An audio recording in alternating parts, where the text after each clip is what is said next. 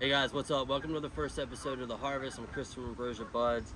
And just to give you a heads up, what I'm trying to do, guys, is I want to do a series or a podcast of videos for everyone at the end of every harvest. It basically just goes over everything that I experienced as far as hiccups and problems during the of my last harvest. I'll get into genetics, all kinds of the new equipment, nutrients, and just, break down the headache and the rewards that came with my last harvest. So it's actually about to be outdoor harvest season, so I figured I'd film this outdoors. So I apologize if you hear acorns fall or the geese or the wind blowing, but hopefully this mic makes the quality pretty good. So I actually titled this episode Bad News Buds, and I'll just get right into that. So my outdoor harvest went horrible this year, and it's pretty much my fault. So I actually grew two strains outside. So it was a Jungle Breath and a Wonka Z. Both of those, one of those plants was in this pot right here, which was a living soil. That pot is empty because I'm actually remixing it now because that soil was roughly about 18 months to 2 years old, and it just needs new life in it. So I'm going to put some fresh living soil in it for next season. But what happened with my outdoor, and the plants grew great, okay, all the way up until about 3 weeks, 3 weeks ago, pretty much, when I wanted to chop them down next week. But what happened was the morning dew. So we had some extreme temperature changes from morning to night, and maybe from being on the lake, but it was high dew. It was a lot of dew, for a couple of weeks straight, which ended up causing significant bud rot. So I basically had to sacrifice all my outdoor. So yeah, that sucks. I know it sucks, but what you guys have to realize too is when it comes to growing, especially in outdoors, you can't control everything. And even though it sucks, it's a learning experience, so you just have to roll with the punches, guys. And the way I am going to roll with those punches, I actually have a hoop house that I normally grow my tomatoes and vegetables in. Right now I have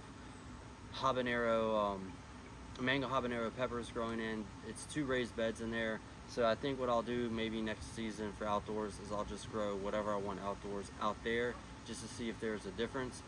Now in my main room, which is a fully insulated metal roof, has heat, AC, I run a GML full 4-channel full spectrum tuning light in there. It used to be, originally I ran 4 SF7000 Spider Farmer lights.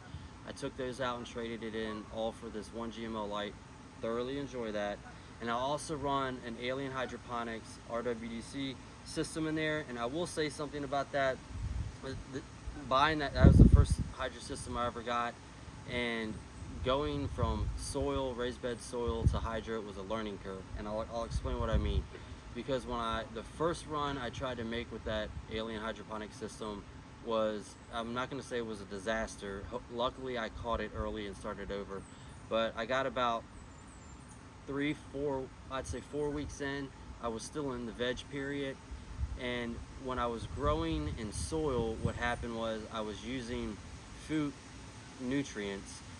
ball organic nutrients in my soil. And when I switched over, I actually got a hold of food and asked them, specifically if it was okay to still use their nutrients in the hydroponic system. They said yes. They were wrong, okay? What happened, and I am running a chiller on that system as well, so it wasn't a temperature problem as far as the water, but what happened was I got a big biofilm buildup in the water and on the roots, causing root rot, and it was just, no matter how many times I changed the water, it just kept coming back, and because it was basically because of the nutrients. So I started doing some research, started asking other growers, and just started looking around, and somebody turned me on to crop salt.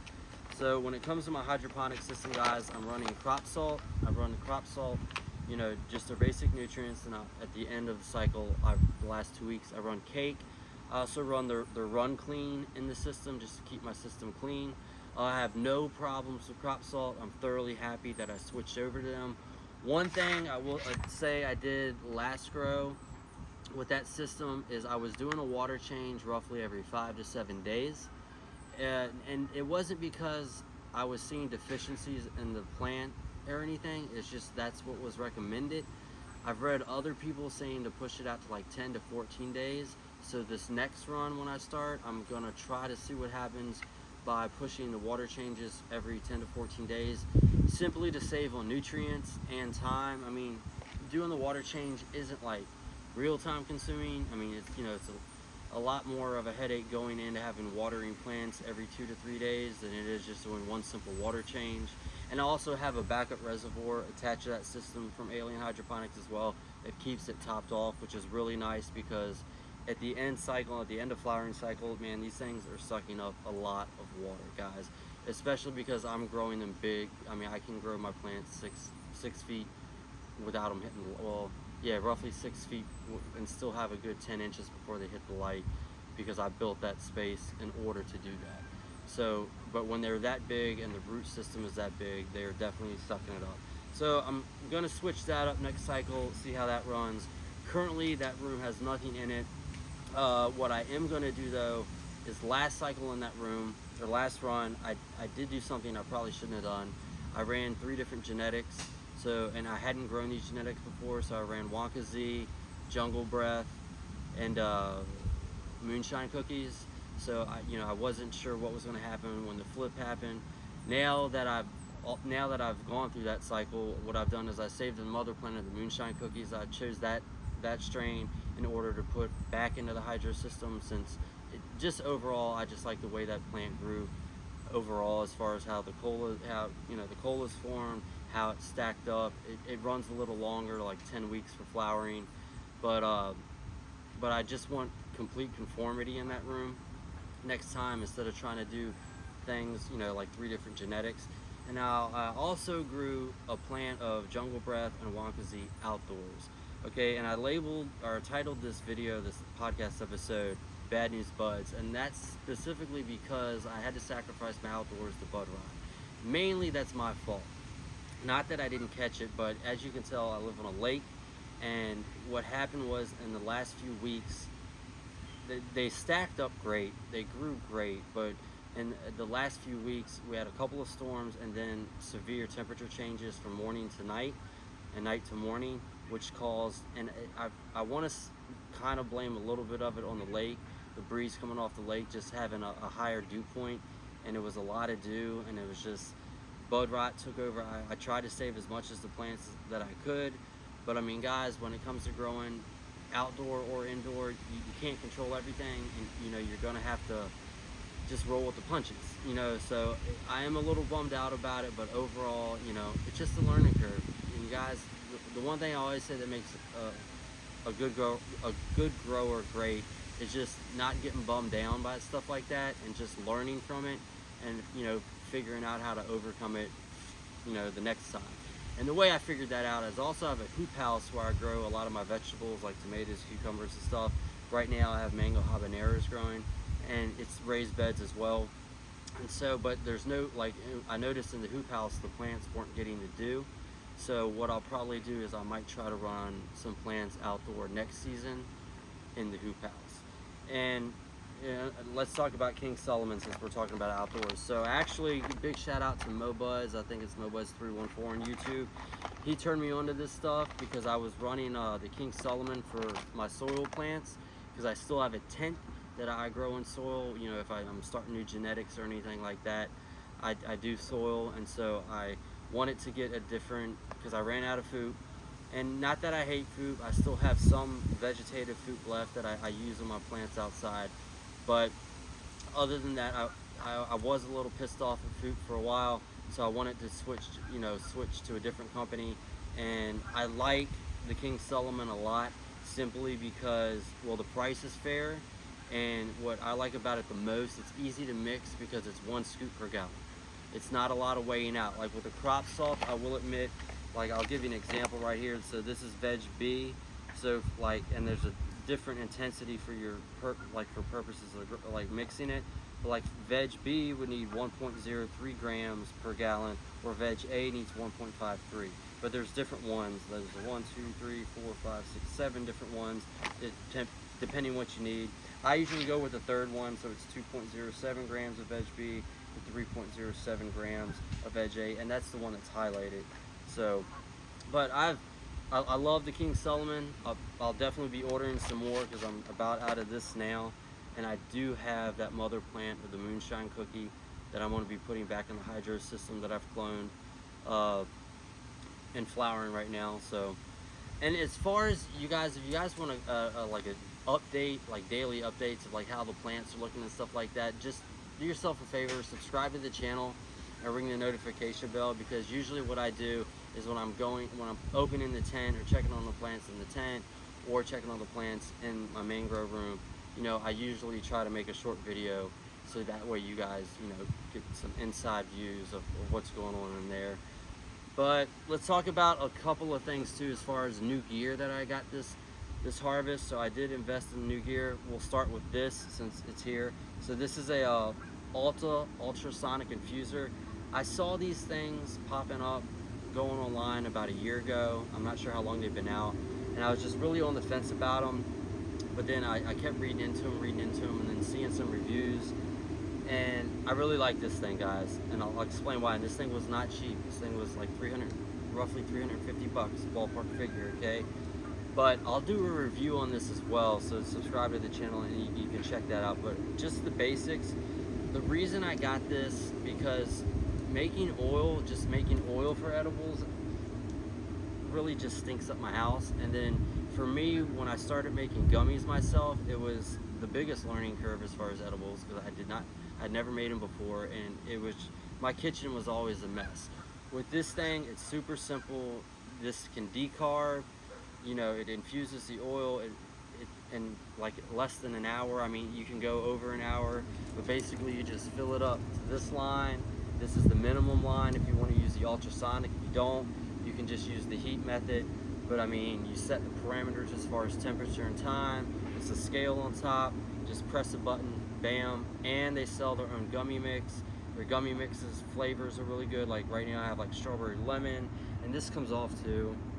Like I said, I'll do a review of this, so I'll break it down, and that way you guys get a better images and stuff of it. But their gummy flavors are pretty spot on. There's like a blueberry blast, like I have strawberry lemon right now. There's a mango one, like a tropical one. But I have made the gummies with this thing, and like it just makes it way easier. And look at it, guys. It looks like you know, it fits on your counter. It looks like a coffee machine, and it doesn't smell when you're decarbing and when you're actually making the oil. And it's easier cleaning up, just cleaning this thing. So there's that. But I also invested in a bowl trimmer. I know a lot of people, and I've done a video about that. I know a lot of people shit on the idea of using a bowl trimmer and you should hand trim all your weed. But guys, when you're the only one in trim jail, and I don't know what that noise is coming from across the lake, but I'm sorry. Outdoors, man, can't help it right now. And I'm kind of limited to where I can film. So I did get a bowl trimmer. I like it. I did a review video on it. Totally worth it for me. It, you know, cuts the time in half. No, it is not as good as hand trimming stuff. And yes, I still put colas aside and, you know, certain buds that I want to take pictures of, like really good pictures of, and I still hand trim them. But overall, as far as the time that the bowl trimmer saves me, so worth it. I also invested in a cure lid. I've done a video on the cure lid. It's like an automatic burper, if you will. I'm actually using it right now on what's left of that Wonka Z that I could actually save from outdoors. But on top of that, as far as gear, I threw down this year and got the smart controller from Spider Farmer, as well as the 10 power strip that plugs into the smart controller, so I can basically dial everything in. It's completely Bluetooth. And I also got the supplemental light bars, the IR and the UV light bars that I'm running on the 4500. Well, the light that I have, they don't make anymore, but it's a 4500 now. It's pretty much the same light. It was the prototype which became the 4500. But I'll show you guys, like if you subscribe to the channel, when I'm like going into the tents and stuff like that, you know, I usually make a short video. So if you guys want progress and updates like that, and I'm also going to start a playlist of channels, you know, for gear review, so you can just simply, you know, and it's going to be a blue collar review. You know, I'm not going to get into the full like electronical specs and stuff like that and get all scientific. I'm just going to basically break down the pros and cons of, you know, how it's going to, you know, help out or hinder a home grower like you. So, you know, it's just going to be a, you know, straight up blue collar review. And another thing too, guys, is I'm going to try to make it easy. So I will link all this stuff up in the description below, but what I also want to do is make it easier so you guys don't have to go through everything in the description if you're interested in ordering any of this stuff. And I started a Pinterest account where I'm just gonna create Pinterest boards, so you can just go to the boards and find whatever it is that I'm talking about, and that'll link you up right to my Amazon Associates account. Yes, it's an affiliate thing. I will get a kickback on it. Come on, guys, you can't hate. You know, fair is fair. I'm the one sitting here making the video for you to watch, right? But let's talk about but yeah, so the IR bar, I got the IR and the UV bar. I haven't used those yet, as far as, because my plants are in vegetative. I actually need to dial those in today, because they've gotten to a vegetative point where I think the UV and the IR won't harm them, because you really don't want to run those on seedlings right off the get. But let's talk a little bit about genetics. So what I have here, guys, is 2 mason jars, obviously, and these tops are pretty cool. I'll link these in the description below as well.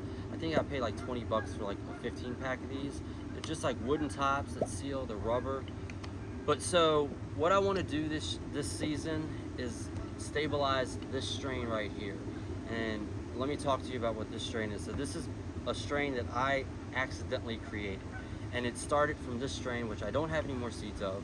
But I started with a rainbow chip and a Jack Hare, and I intentionally grew those out and got a male and crossed those plants, okay? Then once I crossed those plants, I grew that. I never got to stabilize that, but the pollen did transfer to this plant. And basically what this plant boils down to, it's a Blue Dream. It's Blue Dream, Jack Hare, Rainbow Chip, and Fat Bastard all in one. I grew one of these outside as well that got hit with the bud rot, and this plant turned out phenomenal as far as the terps, the way the cola is stacked up, but once again it got hit with the bud rot. But I never stabilized this. So what I'm doing right now in one of my tents is I'm growing some of these out, because I want to cross these back to stabilize these strains and just get this genetic very consistent, because I have high hopes for the strain.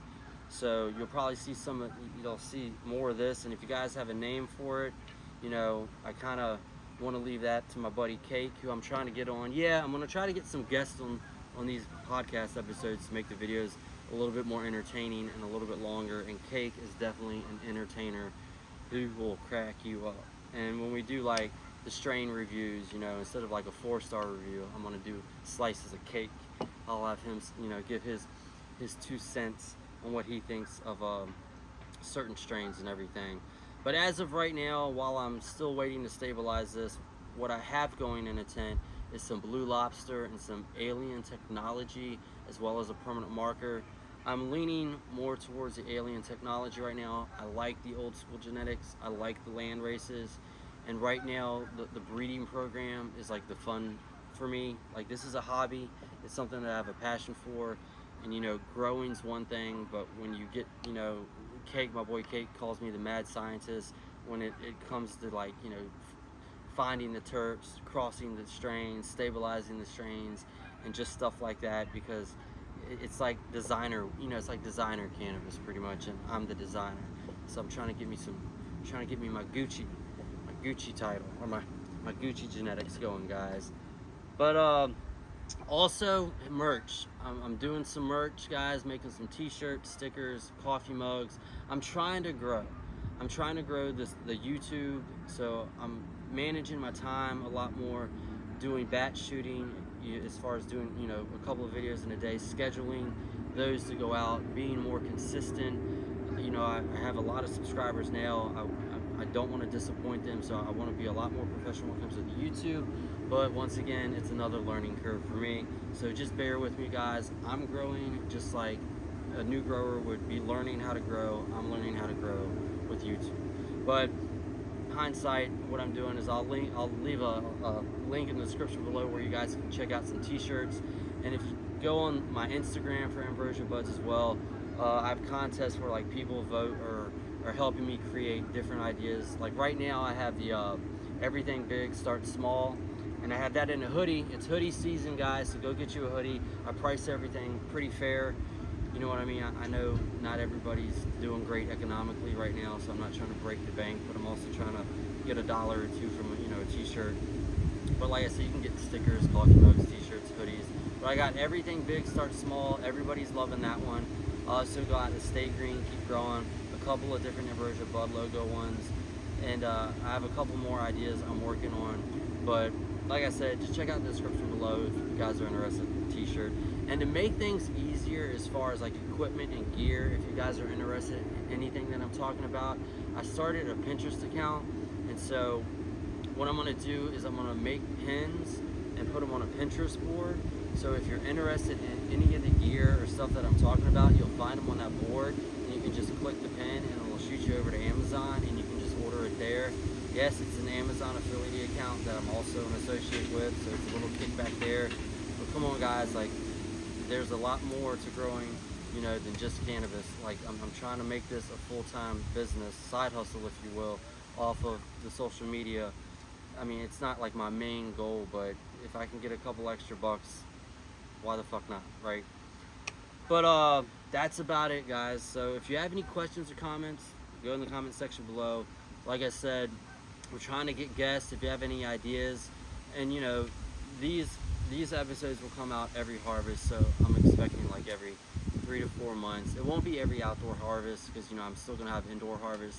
So, you know, maybe the next one I'm filming when I'm chopping down one of my tents or my main, you know, hydro room, because I'm just starting that now. So I actually have to put, I have the clones Hoodie now that I'm gonna put in there. So you're looking at 4 or 5 months out before that's done, because I can actually grow those plants a good 5-6 foot and still have 10 inches, 8 to 10 inches before they're touching the light, so they're not getting burned up or anything like that. But yeah, guys, you know, check out the shorts if you know you want updates as far as the plants. A couple of new playlists coming as far as gear reviews, strain reviews, stuff like that. You know, the harvest. This harvest wasn't everything that I wanted. You know, I definitely ran into the hiccups, but it's just a learning curve, man. You just have to roll with the punches, and you know, you get better each time. You're constantly learning, and you're constantly growing. So I'm not too bummed about that. I mean, I didn't give up. You know, I'm still here. So do yourself a favor, check out the videos that pop up here at the end, and subscribe to the channel, guys. Peace, stay green, and keep growing.